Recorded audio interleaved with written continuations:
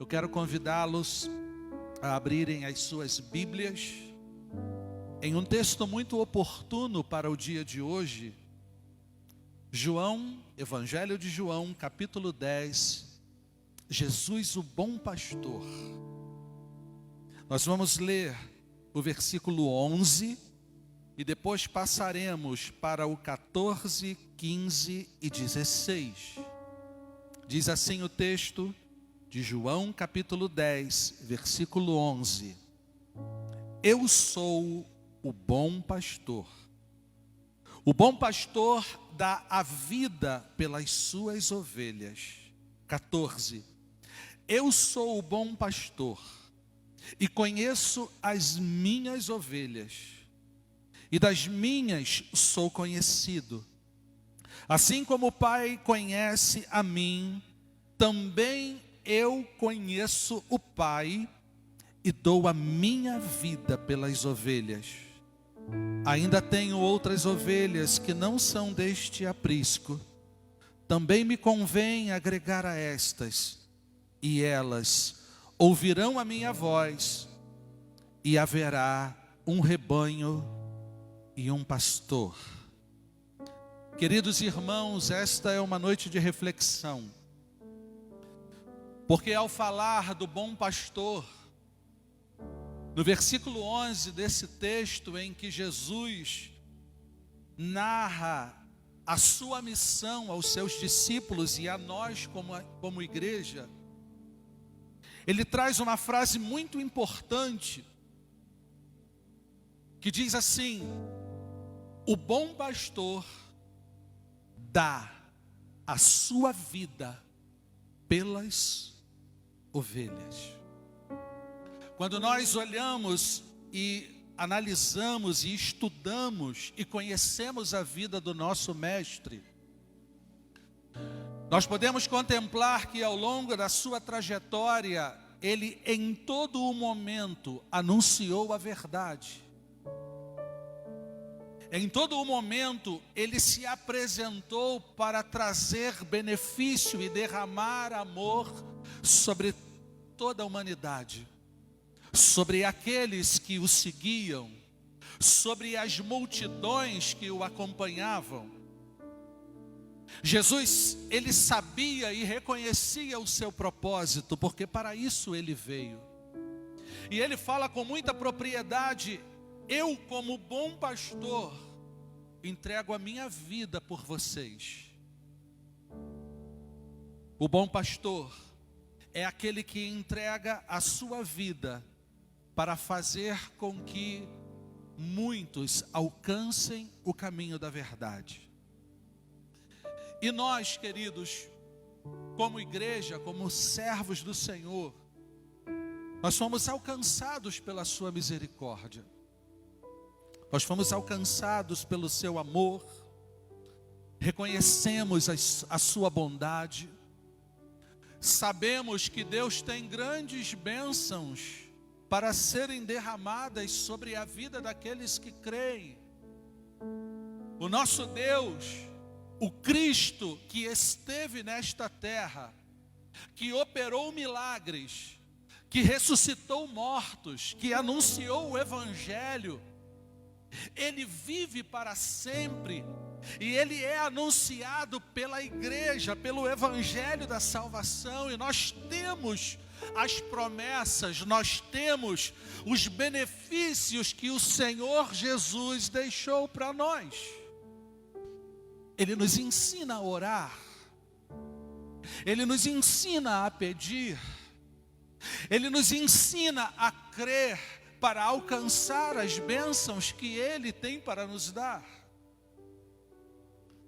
Mas assim como o nosso bom pastor Jesus entregou a sua vida por mim e por você, ele se colocou a se sacrificar por nós na cruz do Calvário.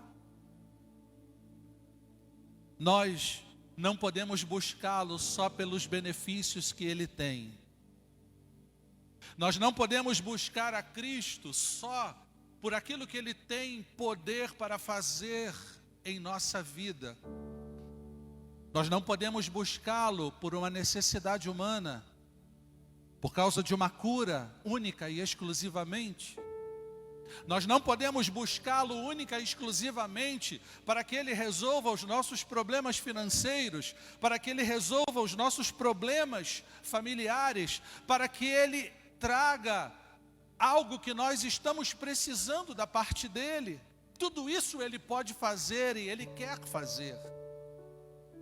Certa vez um leproso chegou diante de Jesus e falou: Senhor, se tu podes, se tu queres, tu podes me purificar. E Jesus olhou para ele e disse: eu quero ser limpo. E no mesmo momento, aquele homem foi purificado da sua lepra. Mas é interessante que nesse momento Jesus fala para ele assim: olha, vai, apresenta-te ao sacerdote e entrega a tua oferta por aquilo que o Senhor fez a você em testemunho. Nós temos recebido tantas bênçãos da parte do Senhor, não é verdade, queridos? As nossas orações são inundadas de pedidos ao Mestre, e a Bíblia nos ensina, Jesus lá em Mateus 7, versículo 7, Ele nos ensina: pedi e dar-se-vos-á, buscai e achareis, batei e abrir-se-vos-á. Todas estas coisas estão disponíveis para nós, queridos irmãos, mas nós não podemos segmentar o Evangelho e buscar o Cristo só por causa das nossas necessidades humanas, porque existem necessidades espirituais, e estas necessidades espirituais requerem de nós, muitas vezes, termos que pagar a nossa oferta, ou seja, vivermos uma vida muitas vezes de sacrifício nessa terra, nos abstendo do pecado, nos separando da corrupção do mundo, mantendo o nosso caráter espiritual ligado ao Espírito, dizendo não para muitos oferecimentos e muitas seduções que o mundo traz a nós. Não foi à toa que durante 3 meses a igreja foi trazida a uma reflexão espiritual. Nós precisamos olhar Jesus não só como aquele que resolve os nossos problemas, que atende às nossas necessidades e que está lá no céu com a sua mão estendida, pronto só para ceder aquilo que nós pedimos a Ele. Senhor, eu preciso de dinheiro. Senhor, eu preciso disso, eu preciso de uma cura. Não é só para isso que Ele existe. Ele existe para promover salvação e perdão de pecados. Ele enviou o seu Espírito, o Espírito Santo, para santificar a igreja, para santificar a nossa vida. E porque muitas pessoas não vivem em santificação? Porque não convidaram o Espírito Santo a habitar em si mesmo. E Jesus, em Lucas 9, de 23 a 25, Jesus nos traz uma perspectiva cristã que muitas pessoas não querem aprender. Uma perspectiva cristã que tem sido esquecidas por um grupo de líderes e pessoas que só querem obter de Deus promessas e bênçãos e usufruir de tudo aquilo que Deus tem, mas não estão dispostos a viver o sacrifício de ser chamado filho de Deus. Faz parte da vida cristã, querido irmão e querida irmã, as lutas. Nós não podemos mais, a partir de agora, reabrir as portas do templo e vivermos da mesma maneira como sempre vivemos, despreocupados, muitos despreocupados com o pecado, achando que não tem nada a ver, que não, a graça de Deus me perdoa. Querido, a graça, ela não é uma graça barata, porque para que a graça do Senhor Jesus alcançasse a minha e a sua vida, Ele pagou um alto preço na cruz do Calvário. Existem pessoas acomodadas em seus pecados, não querendo viver a cruz e o sacrifício de sermos chamados filhos de Deus. E esse texto é um texto que as pessoas insistem em negligenciar, mas que precisa ser uma realidade da nossa vida, queridos, porque se o nosso bom pastor entregou a sua vida por nós, porque nós não estamos dispostos também a nos sacrificar, a viver uma vida separada do mundo para agradar a Ele? Precisamos rever os nossos conceitos. Lucas 9, 23, a Bíblia diz: e dizia a todos, Jesus falando para todos: se alguém quer vir após mim, negue-se a si mesmo, tome a cada dia a sua cruz e siga-me, porque qualquer que salvar a sua vida, perdê-la-á, mas qualquer que por amor de mim perder a sua vida, a salvará. Porque o que aproveita o homem ganhar o mundo todo e perdendo-se ou prejudicando-se a si mesmo? A nossa vida, queridos, muitas vezes requer renúncia. Negar a si mesmo não significa perdermos a nossa identidade. Negar a si mesmo significa matar o homem carnal, matar a carnalidade, o pecado, para viver de maneira espiritual.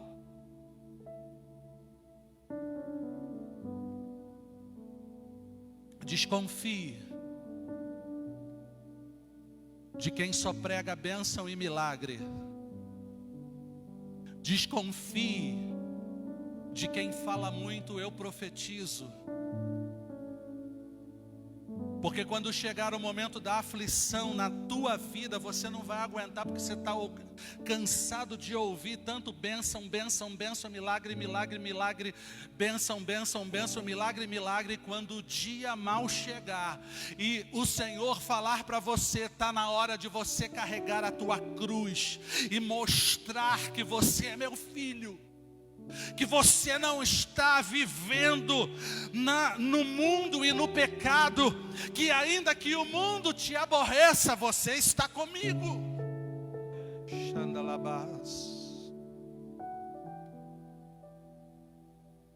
O verdadeiro evangelho, ele não é o evangelho de moleza, apesar dele ser simples. A simplicidade do evangelho não significa que a gente vai viver da maneira que quer e Deus vai fazer, tadinho. Não. Eu e você temos responsabilidades. Em João 15, versículo 18, presta atenção no que eu vou ler aqui. Se o mundo vos aborrece, sabei que primeiro do que vós me aborreceu a mim.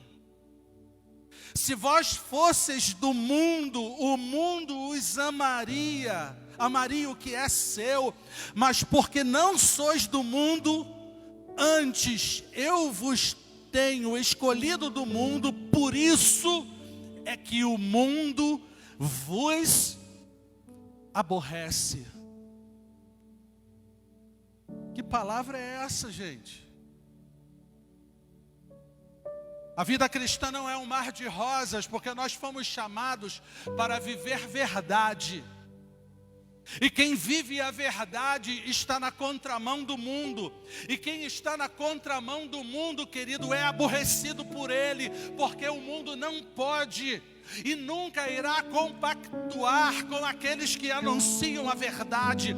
Jesus está dizendo: aborreceram a mim, que sou o bom pastor, e vão aborrecer a vós também. Vão vos perseguir. Estarão se levantando contra vocês. Mas o caráter de Deus nos leva ao entendimento muito especial. Porque Jesus Cristo veio a este mundo e entregou a sua vida para perdoar e salvar ao pecador arrependido. E aquele ele tem. Mas aqueles que não buscam a Deus, aqueles que não se entregam a Cristo em espírito e em verdade, aqueles que esperam de Deus só os milagres e não as lutas, quando as lutas chegam, eles se afastam de Deus. Eles saem da igreja, eles voltam a fazer aquilo que antes faziam em suas vidas pecaminosas. Jesus, Ele quer nos trazer esperança e alívio para a nossa alma. Ele quer curar as tuas enfermidades, Ele quer trazer esperança para a sua vida. Mas como obter uma esperança sem Cristo? Aquele que não tem esperança, ele não tem uma perspectiva de um futuro sólido. E muitos têm perdido a sua esperança, por quê? Porque não estão alicerçados no Evangelho. Querido, Jesus é o mais importante que tudo. Se Jesus é o mais importante em minha vida e em sua vida, para nós não importará se os momentos são de glória ou são momentos de tribulação para aqueles que são lavados e remidos pelo sangue do Cordeiro. Nenhuma circunstância o afastará do amor de Deus, nem luta, nem tribulação, nem dor. Está na hora de viver um evangelho genuíno, queridos. Está na hora de nos posicionarmos por fé. Está na hora de olharmos para Jesus. Está na hora de abandonar o pecado. Está na hora de viver um evangelho sadio. Não o evangelho em que muitos saem da igreja para irem para os bordéis, para irem para o mundo. Não há mais tempo para crente tirar férias para pular o carnaval e depois vir para a igreja dizendo que aceitou Jesus de novo. Não há mais tempo para isso. Não há mais tempo de nós hoje sermos espirituais e amanhã sermos carnais. Não há tempo para isso, porque Jesus está voltando e Ele nos deixou esta lição, queridos. E lá em Romanos 12, o apóstolo Paulo, ele fala conosco, para nós sermos transformados pela renovação do nosso entendimento. Como diz o texto: rogo-vos, pois, irmãos, pela compaixão de Deus, que apresenteis os vossos corpos em sacrifício vivo, santo e agradável a Deus, que é o vosso culto racional. E não vos conformeis com este mundo, mas transformai-vos pela renovação do vosso entendimento, para que experimenteis qual seja a boa, perfeita e agradável vontade do Senhor. Pai, Senhor, ministra a bênção sobre o teu povo, mas nos ensine, Pai, a vivermos a santificação. Sacrifício vivo significa esforço e perseverança. Sacrifício santo significa separação do pecado. resistir ao pecado, resistir ao diabo, e ele fugirá de vós. Sacrifício agradável significa obedecer à verdade. Que a palavra seja a nossa regra de fé e prática, que a Bíblia seja a nossa referência, e que vivamos, queridos, nesse novo tempo que a igreja vai assumir, uma vida santificada e consagrada ao Senhor, uma vida transformada, com o caráter espiritual que só o Espírito pode dar. Aleluia.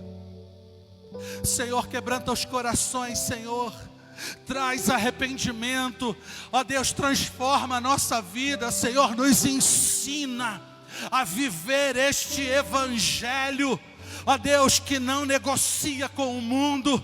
Nos ensina a viver este evangelho, Senhor, de renúncia de pecado, de renúncia das seduções deste mundo. Senhor, nos ensine a viver um evangelho que nos mantém de pé, Senhor, para que possamos olhar para o alto, para o autor e consumador da fé, para aquele que se entregou em sacrifício por nós, para perdoar os nossos pecados. Senhor, Tu tens poder, Senhor, para perdoar os pecados, para sarar as nossas feridas da alma, para nos devolver a alegria, para nos devolver a esperança.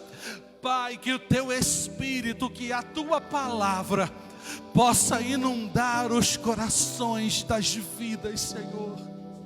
Nós somos pequeninos e muitas vezes não conseguimos viver, Senhor, esta verdade, e por isso nós Te pedimos, Senhor, ajuda-nos a vencer o mundo, ajuda-nos a viver, Senhor, uma vida santificada, Pai.